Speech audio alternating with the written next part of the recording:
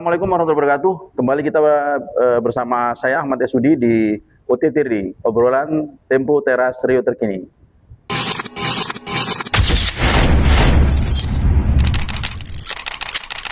Abrasi terjadi di sejumlah kabupaten di Riau. Kondisinya sangat parah.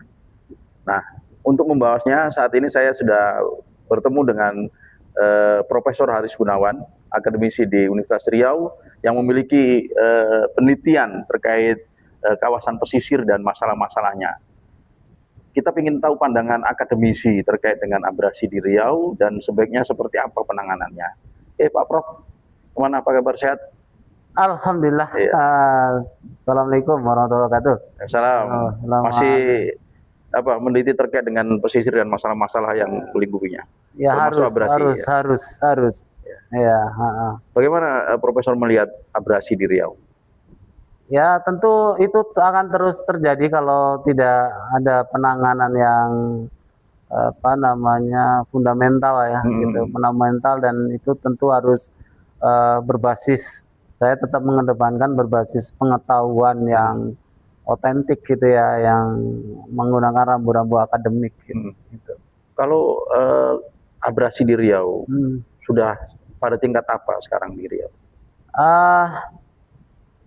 Kalau kita menilainya memang sangat pahit, boleh saya sebutkan ya, sangat pahit. Kalau kita terminologikan ya sudah sangat kritis ya.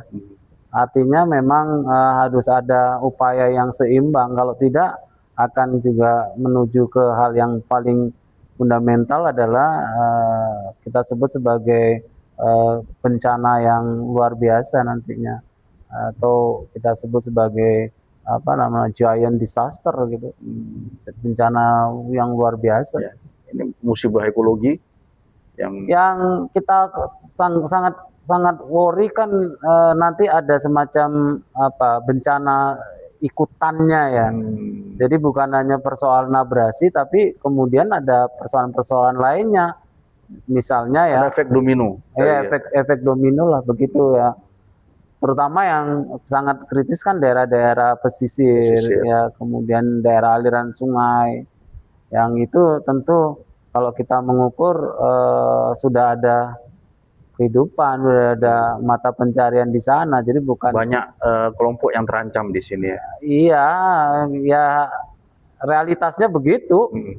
Kita khawatirnya itu kita terlambat menyadari bahwasanya dampaknya akan sangat luas ya, bukan hanya korban jiwa tapi juga ada hal-hal yang lain yang sangat mengerikan, lebih bernilai yang hilang ya nanti. Ya, korban itu bernilai, tapi juga bagaimana itu keberlanjutan kehidupan kita itulah. Kita kan bicara hidup itu bukan hanya generasi kita, tapi generasi anak-anak kita, generasi berikutnya. Ya, kalau secara teori apa pemicu dari abrasi ini?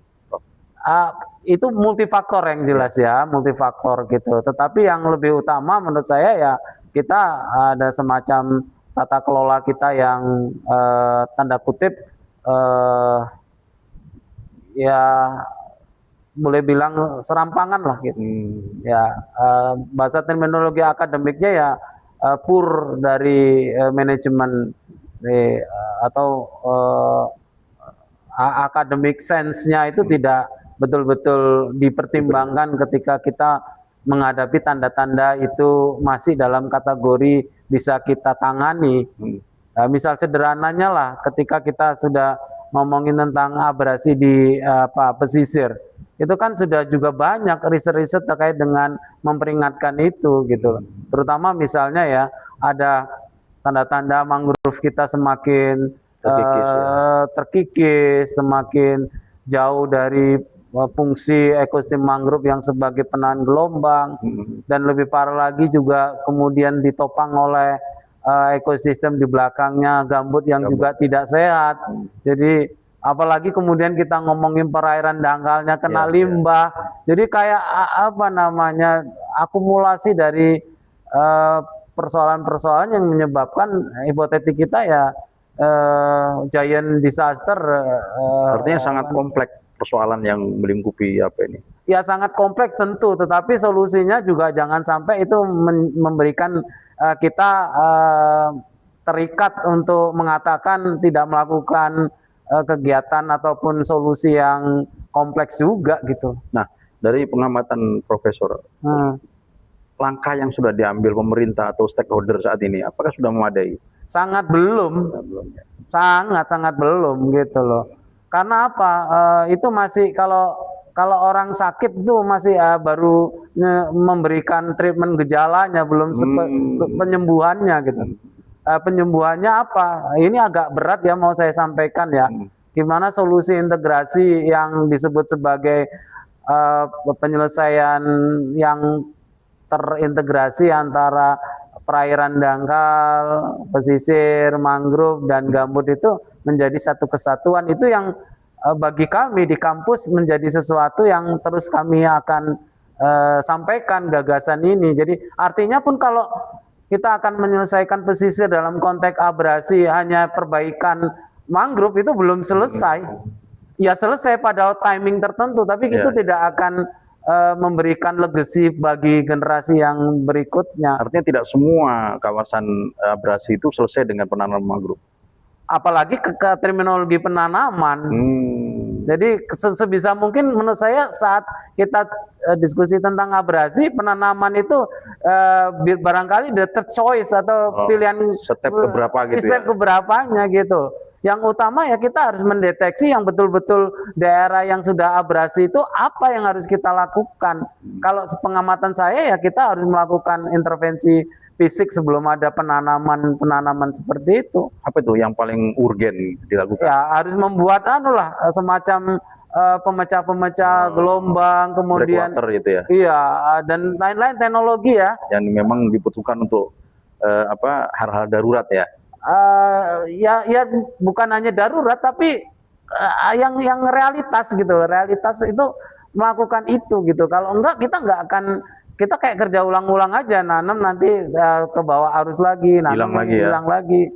Itu jangan sampai itu kebiasaan itu terus menerus dikerjakan kayak kita nggak tahu apa-apa. Ya, kalau di Bengkalis itu menurut Kabid Sumber Daya Alam sumber daya air PUPR itu ada 73 kilo kawasan garis pantai mereka yang tergerus abrasi.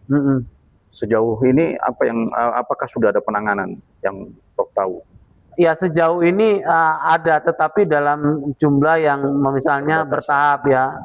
Misalnya teman-teman di PUPR yang balai Sumatera itu ya, itu balai wilayah sungai Sumatera itu ya, itu ada setiap berapa setahun atau apa menganggarkan 3 kilo atau 1,5 gitu. Kalau menurut apanya baru 12 kilo dari 73. Kan seperti itu gitu. Padahal yang harus ditangani berapa? 73. 73 gitu. Artinya kalau memang, dari sisi apa Prof? Kalau boleh semacam copy paste, kawasan mana, daerah mana yang pernah berhasil menangani abrasi dengan baik yang bisa diterapkan di Riau? Saya nggak punya referensi yang pasti ya terkait dengan tingkat keberhasilan yang terkait bagaimana menangani abrasi yang pada tingkat ekstrim ini gitu. Tetapi ada beberapa informasi, misalnya di Demak itu di pantai utara ada spot-spot yang berhasil. Menurut saya juga di Semarang dan lain-lain itu mungkin ya bisa ya setidaknya bisa jadi lesson learned, pembelajaran gitu. Tapi kalau di Riau sendiri yang menurut saya yang kategori abrasi, apalagi yang pengamatan kami misalnya di Pulau Rangsang itu sudah abrasinya bukan hanya menyentuh front line atau mangrove, sudah masuk ke belakangnya, tergerusnya gambut gitu yang sudah meteran kedalaman sekitar 2 meter gitu. Itu kan menurut saya itu nggak bisa hanya didekati pada success story di tempat lain gitu. Jadi Riau punya kekhasan sendiri gitu. Tidak bisa apple to apple ya? Iya, nggak bisa apple to apple. Mereka nggak punya gambut. Kita kita gambut. Landscape kita ini landscape gambut gitu loh. Pulau-pulau bergambut gitu. Jadi arti penanganannya juga ketika kita mau penanganan yang komprehensif menyeluruh, ya kita harus berbicara tentang bagaimana mengelola satu landscape tentang alam itu. Nah, kalau penanganan komprehensif artinya butuh dana sangat besar. Saya selalu tidak mengedepankan persoalan dana ya, tapi mengedepankan value dulu gitu loh. Nilai dulu bahwasanya kita ini sama nggak sedang mengalami sense of crisis terhadap bencana abrasi ini gitu. Kesadaran dulu berarti ya. Saya lebih ngelihat ke sana gitu loh. Dan itu kalau uang kan ya jangan sampai kita masa terus-menerus, apalagi bencana kayak gini kan bencana yang bisa diprediksi, bencana yang di depan mata, bencana yang bisa dibaca gitu loh.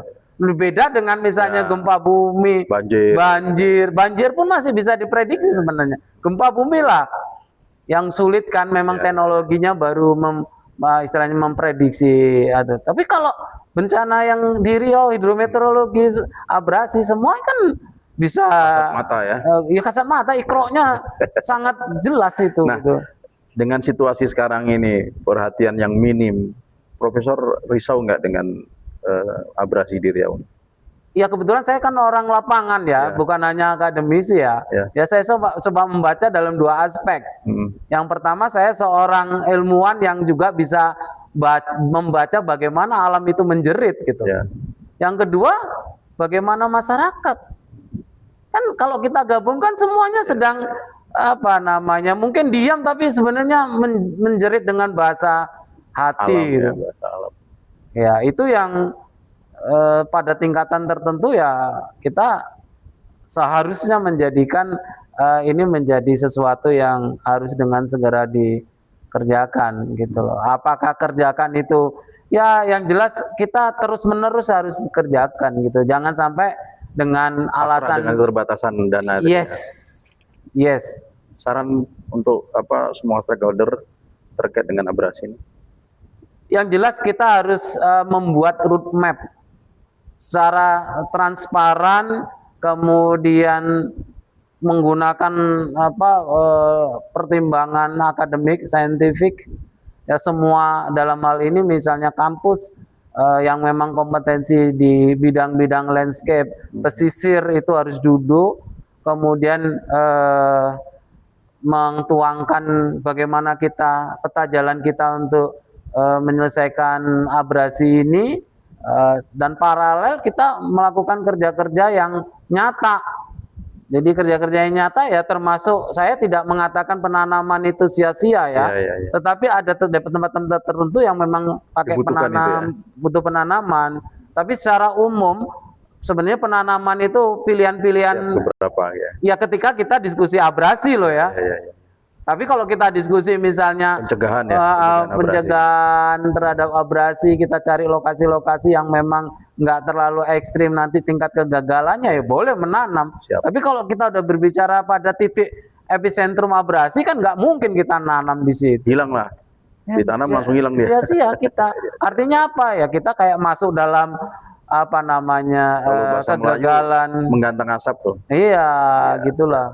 Ya kerja ya kita harus kerja, kalau orang pesisir bilang yang seperti ini harus kerja gila, kerja gilu.